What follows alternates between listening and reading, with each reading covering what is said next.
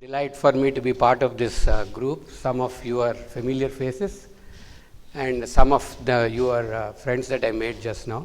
Thank you so much. And Raghu, I should congratulate you and also kind of tell what he actually told me about why I should come here. He asked me to talk about what I was, when I was talking to him, I said, what am I going to come and do here? He said, no. There are a lot of people who need to know what you're saying. So thanks again. As a CEO, because I heard 3 words in this title. One is nutrition. The second one is health. The third one is winning CEOs. So chief executive officers, you are the investors of energy, chief energy officers. So I'm going to come back and connect that energy, why that is very important, and make it very simple for you in terms of metabolism. Okay? So if you have gone to high school and learned, forgot all your science, all of you must have known one thing, which is mitochondria. Okay? So you are all the powerhouses of the society, and you are investing in everyone, and you're also investing to the communities. But I'm here to talk about one thing, is investing in yourself. How you are going to invest in yourself before you invest in others. Take time for yourself, because when he said health, I remembered one thing that was described, is they always describe health only when it is absent. So even governments are describing health as absence of disease or absence of disability. That is unfortunate. We are not able to define health as a vibrance, how we can optimize our health properly, what is the best we can do, are we functioning at our best, are we performing at our best, and how fit you are. How fit you are first starts with mental cognition, your focus, and your attention span, and from there, how I am today, how I was 10 years back, how am I going to be 10 years from now. Now, if everybody is planning for your retirement, for everything that's going on, that's only assuming that you're going to be living for a long time, which is what I'm going to talk now before this. But at the end of this discussion, I want to say one thing. My goal and your goal is to not talk, when I say nutrition, we are going to change the few terms. There's somebody, is it Suresh? Yes, Suresh, who said he was eating something here, and he said, are you going to say something that I'm eating which is not appropriate? So I want to dispel the myth about various terms that we have described, how to understand the words. Food.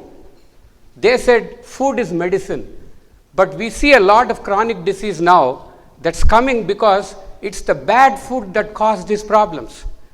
So how is food is medicine? So now the concept is, I'm not here to talk about, be a food police for you, what to eat and what not to eat. I want to dispel all the myths that have been told by the food industry and the drug industry. So at the end of this, we are going to bring the new concept of your title, what is called as nutrition. So what is nutrition? Nutrition means what? Anybody? I will tell without wasting time. Nutrition is something that gives you energy and stores energy. But is it just does it end with that? No. It is information. It is writing information for you about how you move, how you sleep, how you adapt to external stress, how you're going to follow some timings, how you're going to perform, how fit you are. So this is one of the primal things that is so important for you. So having said that, my goal is to keep you towards the farm. Nutrition is farm. I'm going to send you to the farmer, not the pharmacy. Okay? Your goal is to keep away from the pharmacy, because the grocery stores are the Jewel and Osco. You have a drugstore right there. You have to be far from pharmacy, and you have to go close to the farm. And that's where the nutrition starts. We're going to start about that.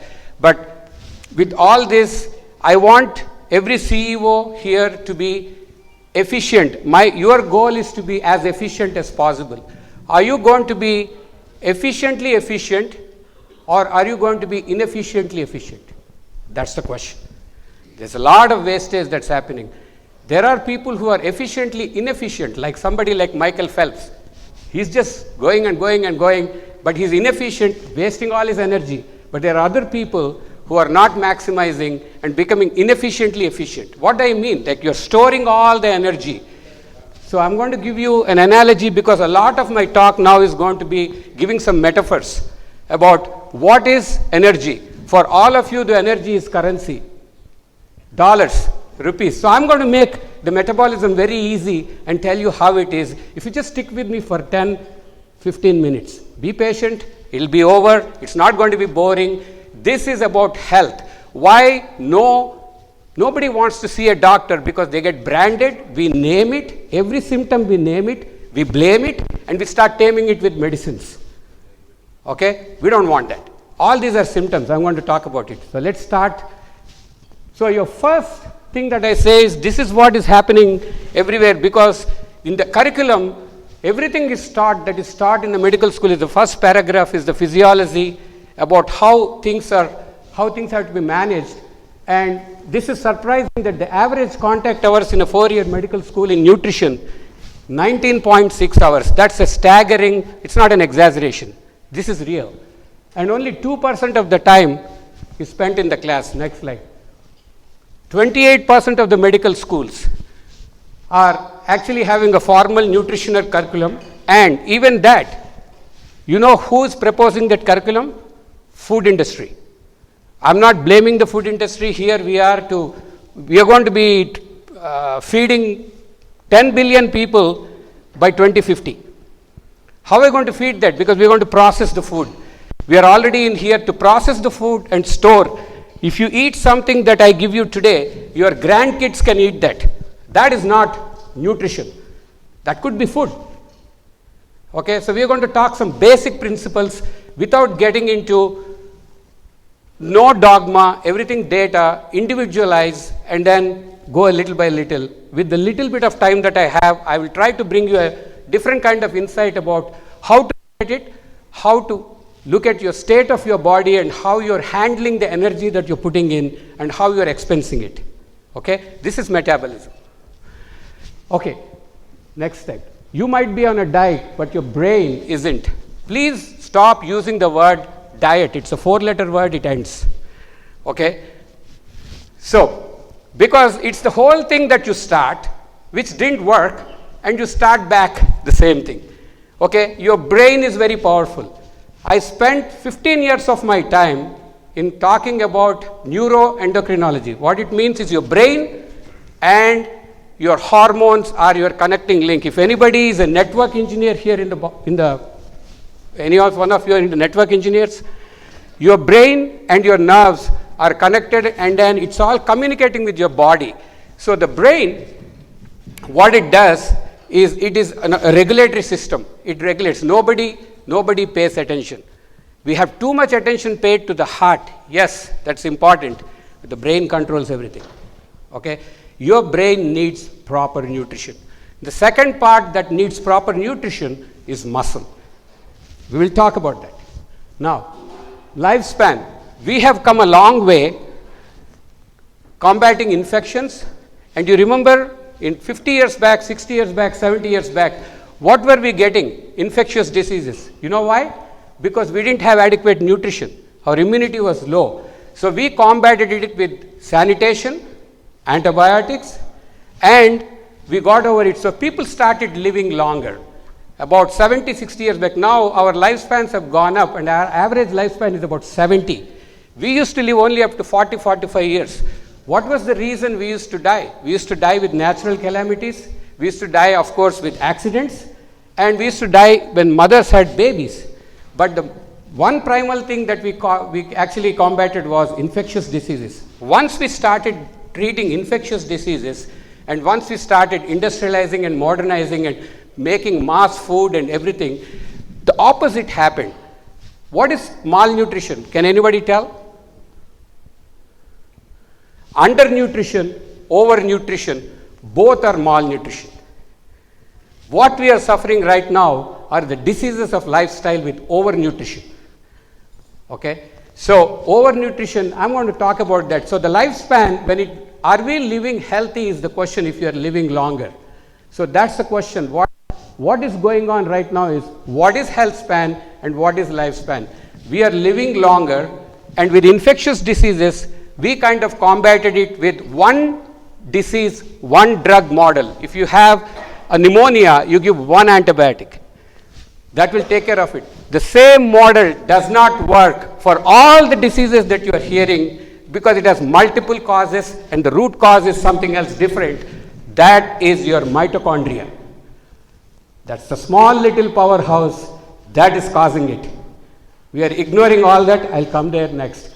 Now, longevity, and so is it about living longer, or is it about longer life, adding years to life, or is it adding life to years? Which is important? Are you getting stronger when you are aging? Are you breaking down faster, or you are stopping the breakdown and aging gracefully? Is it about aging, or is it about how you are aging? These are the important questions because you are planning. I see so many people who are fantastic planners. There is something called marginal decade of your life. What is marginal decade? The last 10 years. If you are living for 70 years, the last 10 years nobody knows. How are you going to live the last 10 years? Getting dialysis with 2 stumps, taking a bunch of pills, and then wheelchair, waiting for your next stroke or heart attack, and somebody tells you that you have to take pill for every symptom? No, that is not improving health span, but we are extending health span. If you extend health span without improving health span. So how do you improve health span? So the marginal decade, there's something called, you have all those 10-15 years, that is not good quality of life. You want to be running around your grandkids, you want to be doing the same thing. The first thing that happens is your memory is going away, you are cognitively declining. You can see that, am I the same as before? Because you see all these tendencies when you go to your physician, they'll say, oh, you have this, you have this. There is a critical time when your blood tests start showing something, that's tip of the iceberg, that's just a symptom. And when that happens, what is next is then there's something happening in your body and then it cripples. It is during that critical time that your body is speaking to you every day. When you pay attention, can you sit up and move and do things that you were doing before? How good I am for my age? Am I at my best? These are the things. Have I maximized my vitality? Cognitively and physically. Your body is connected both with, it's a biology that is connected for brain and body are working together. We tend to operate it as separate things. This is just a simple chemistry that's very powerful. If you embrace it, you're going to be performing like anything that you could do. Because you are all CEOs, I want you to improve and invest on this, not invest. This is very important. Next slide. So, how do you define health span? Is it just absence of disease? Is it absence of disease? No. Governments and insurance companies and all are deciding and trying to give you, because if you have a disease, they are not even paying. I saw some insurance things sitting there. How they define a disease, how they are going to talk about whether if you have no disease, you are healthy. Is that right? Is that right? Are you healthy if there is no disease? No. So these are the things that you need to talk about. Fitness, function, performance, which leads to longevity. Okay? And that leads to lifespan. So you are not looking for how fit I am, how strong I am, how functional I am cognitively and health-wise, how I perform. Okay? That is it. So what gets in the way of health span? Can anybody guess? I will tell you. Next. So the question is, why do I have to take all these pills? My insurance company says that I have to pay, I have to get a refill for 90 days, and then they keep on calling. Can anybody ask, why should I take all these pills? Is there any proof or evidence that these things really have changed? Nothing. So what comes in the way of this health span is these 4 horsemen. They are the drivers of the disease. What are the drivers of the disease? Cancer, neurodegenerative disease, cardiovascular disease. Everybody knows, right? Dementia, Alzheimer's, epilepsy, focus problems. Young kids are coming for focus issues. Metabolic syndrome. Now, these are all names. You are not part of the medical thing, so medical community, so these are all fancy words. Don't worry about it. I told you, we name it, we blame it, we tame it. So what are metabolic disorders? What is metabolism basically? Metabolism is making, just like how you're making money and you're spending money, right? There should be a balance. You spend the energy. Money is like, I will tell about ATP. Have you anybody heard about ATP? Your mitochondria makes currency called ATP. That means 3 molecules. You can say that cents and then 3 parts into dollar, like something like that. It's your currency, okay? Your currency is made in the mitochondria. Now, you are constantly making the body and breaking the body. That means you're earning the money and spending it and you're balancing it. I know there are a lot of accountants and CEOs who are looking at quarterly things and say how I'm balance the whole thing at the end of the year and all, which is kind of a thing that we play. But what is really happening is, if I have to give a metabolic metaphor about in terms of money, because energy is your money, right? You cannot survive without money. So if you're doing that, just hold on one second. So what I will tell you is, your body has, your liver will store on the top pocket. This is the top pocket, that's the cash. Once your liver empties, you have 4 more stores, which is your muscle. That is your checking account. Somebody was checking FDIC or something, because you have to go to the bank.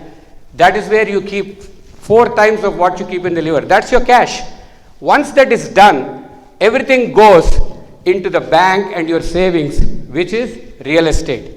The real estate, all the extra investments that you have is all the extra things that you see here.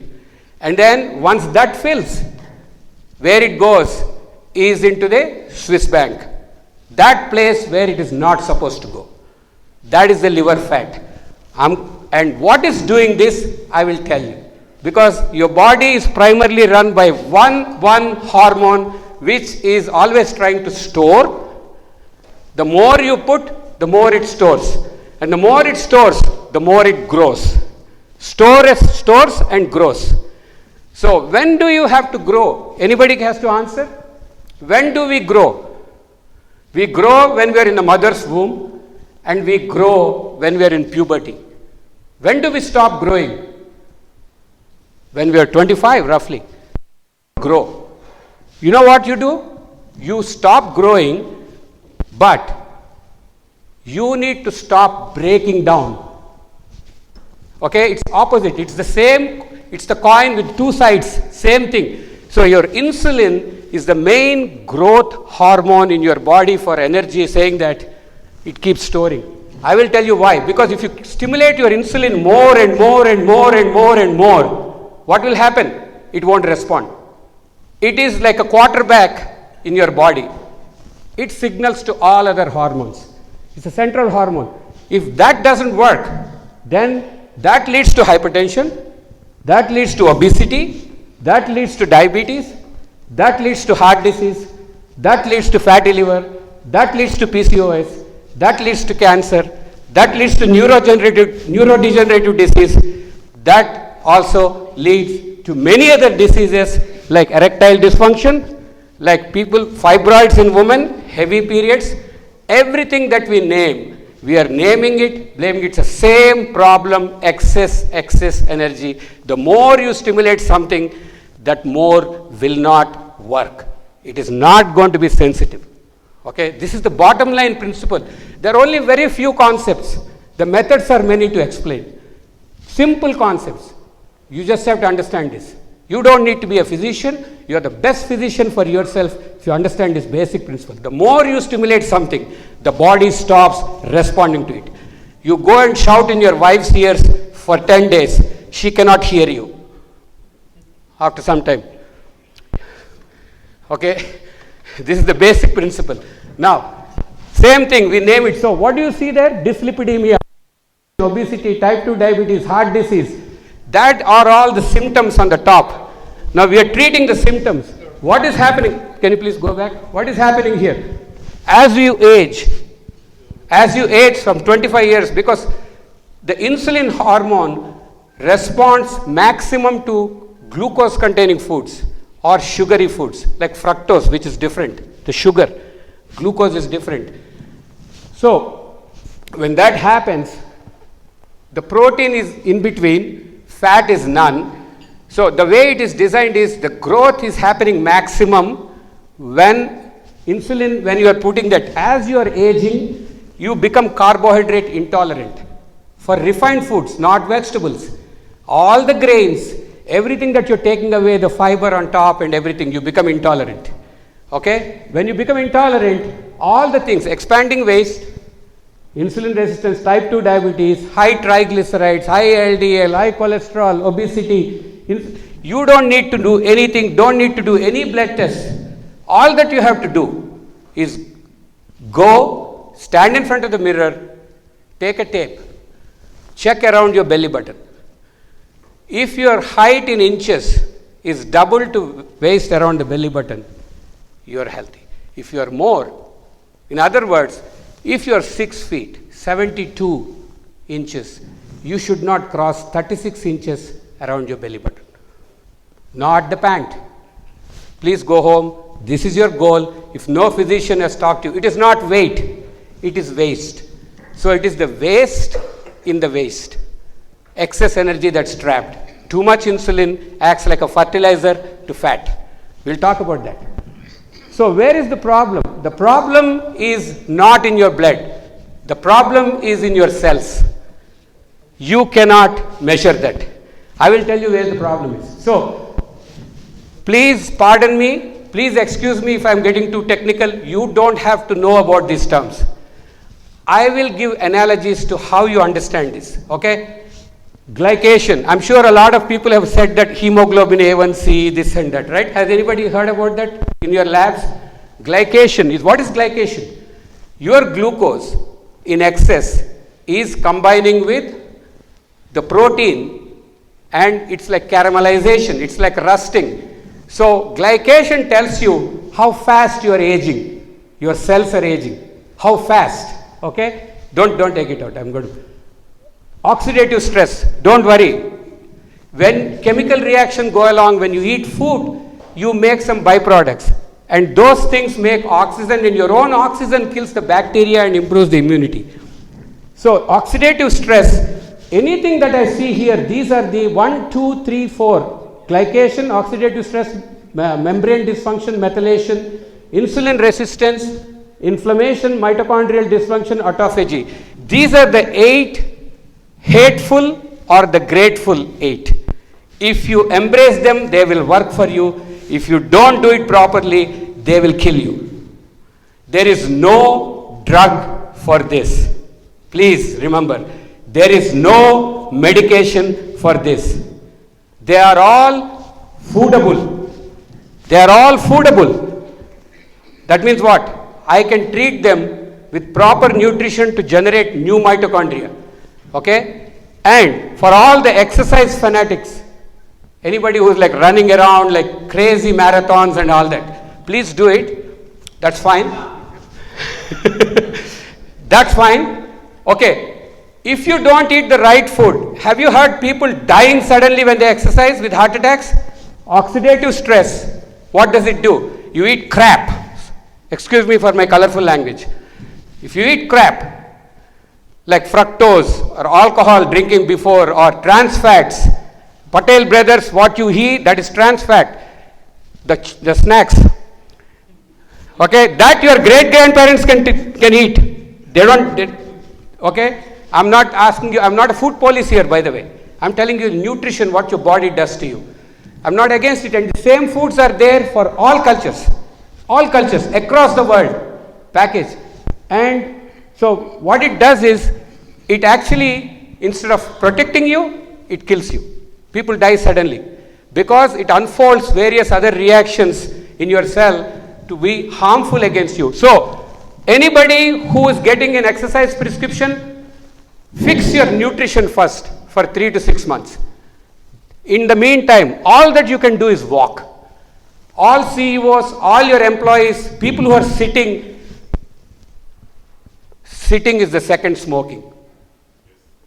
Movement, brain, movement is important, movement is medicine. Take breaks, get up, sit down, keep moving all the time, take 5 or 10 minute break, keep moving and up and down, keep do something, because sitting is the second smoking. If you are non-sedentary and if you are moving all the time, you don't need to exercise. Fix your nutrition first. You don't need to exercise. Move with a purpose. Move with a purpose. Okay? Next thing is membrane dysfunction. I'll quickly go over the membrane dysfunction, why this is important for you, very quickly, please. Membrane is very important because it's a border of your cell. Standing equivalent to walking. Well, I will, because I have to finish this. Can I, because he is asking me to leave quickly. If you just give me some time, this is very important information for you, then I'll answer the questions. Membrane dysfunction is your borders have to be good of your cell. So you need something called essential fatty acids. If I inflate a balloon and leave it in the corner of and push it, it will nicely come back, right? The cell membrane. If I keep it in the corner of a room for 5 or 6 weeks, what happens to the balloon? Shrinks. Then I inflate it again and push it, what happens? It punctures, so it's destroying. So you need something called essential fatty acids, and you see that in omega. That is the one that people die suddenly of heart attacks because the membranes are not good. It's not the blood flow. People who are not going to, because for brain, for nerves, and for every other cell, membranes has to be good. This cannot be fixed with exercise. Oxidative stress cannot be fixed with exercise. Glycation, the aging, cannot be fixed with exercise. Methylation is a group that you add. This is the main reason why people have cancers. That is not going to be fixed with exercise. All other ones, insulin resistance, inflammation, mitochondrial dysfunction, and autophagy. Autophagy is self-cleaning. Mitochondrial dysfunction, I already talked to you. Inflammation, we talked, it's low grade, body's fighting capacity and defense mechanism. So your exercise treats only 4. Okay? But if you do exercise and nutrition, all 8 will be there. What is common for all this? All these things and all 8 diseases that I told are all, everything that you see, none of those diseases with drugs can be cured. The real problem is this. Why am I very serious about this? Because your children are having this problem. I want to very quickly mention this. I know you don't have time. If you really care for your children and your employees, what is happening right now, then please give me 5 minutes. I will talk about the next thing so that you start looking at what is going into your mouth. Please. So this is the overview of obesity in United States. There are 30% of obese people totally in the population, 72 million. Normal weight people are 70%. Okay. Now, about 30% of the obese people are healthy. Okay. And next slide. About 60% of normal weight people are unhealthy. So how do you define health? Okay, you see many people getting, why is this happening? How can you explain that? Go ahead. So normal weight metabolic dysfunction. So what is happening is there's something called thin outside, fat inside. You can be thin and unhealthy. You can be fat and healthy. But the numbers are not as much. When you are fat, you can be like a sumo wrestler, make new baby fat cells, which is under the skin. But when you are unhealthy, you start spilling into the belly area. But which is the worst, I will tell you later. These are the things, I can just skip the thing. So, I have put a thing about excess energy is 22 equals 5 equals 1. Does it equal? Does it make sense? No. So, now I am going to tell what this is. You have 3 fat depots. You can hold up to 22 pounds under the skin, which is your checking account. FDIC insured. Limit, right? Then it spills over. Next is the 5 pounds of internal belly fat around your organs. Now, a lot of people are getting internal belly fat because they are eating more, that's fine. But you know what that is? Stress. When you stop eating, when you don't sleep well, when you do all kinds of timings, stress is the reason for internal belly fat. It's not about your nutrition, which is connected indirectly because you eat garbage when you're stressed. Next thing is 1 pound of fat. Where is that? Liver. That is the Swiss bank. Okay? So your body is pardoning you up to 22 pounds under the skin, up to 5 pounds in the internal belly area. It takes only 1 pound of fat. You know what that is called? Non-alcoholic fatty liver disease. You never heard of this before. Only people who drank alcohol was getting it. In 1980, we started hearing more. And you know who's getting it now? Your children. Children are getting diseases of adults without drinking alcohol. 1 pound of fat is enough to make them sick. Children are getting diseases of diabetes which you never heard of. They used to get type 1 diabetes. Because, same thing. Once the fat goes into your liver, that's it. You are sick. Okay. Now, this is the model I am going to give you just as an illustration, not for all other diseases, but just for diabetes. When you go to your doctor, you see my sugar is like 90. Is diabetes a sugar problem or an insulin problem? Is it, you have a question?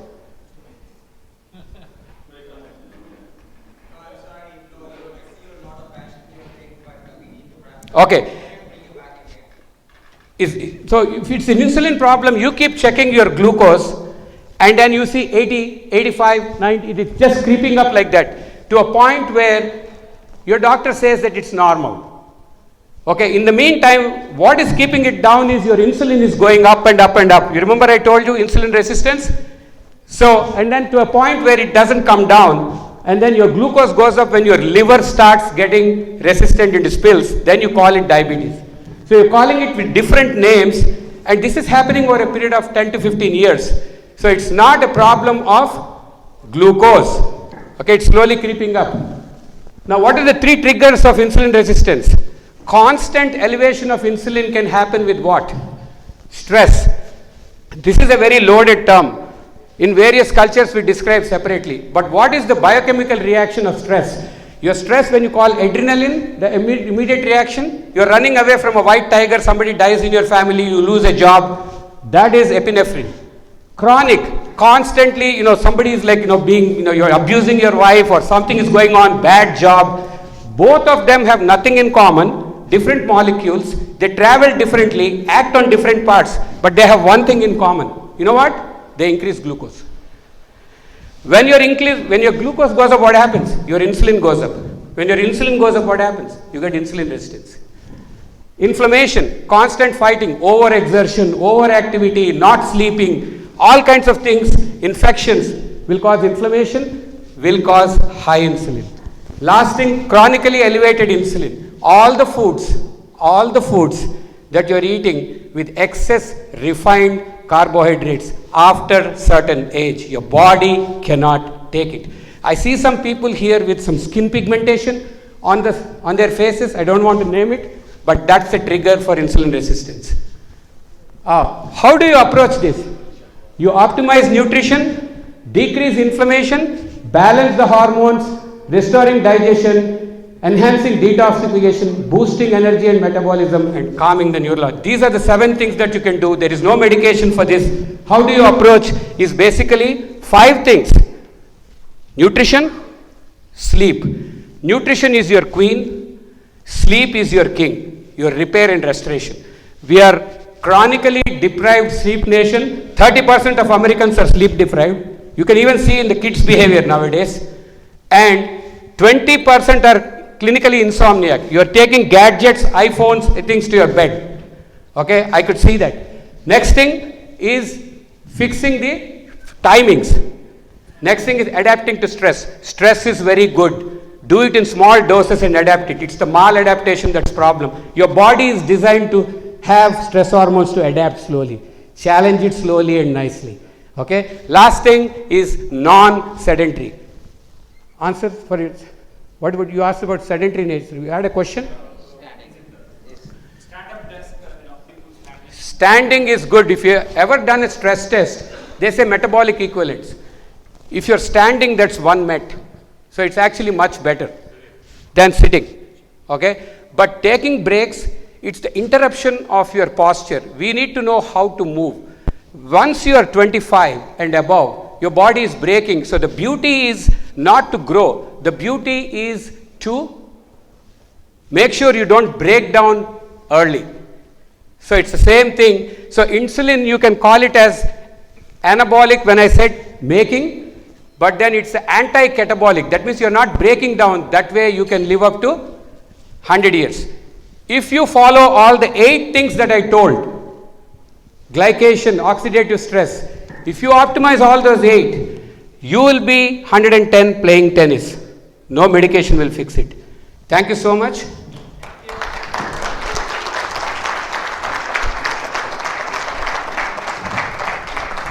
I need to show him this. If you have the inclination, you have the time. Actually, yes, definitely, sir. No, we do have inclination. We're just running out of time today.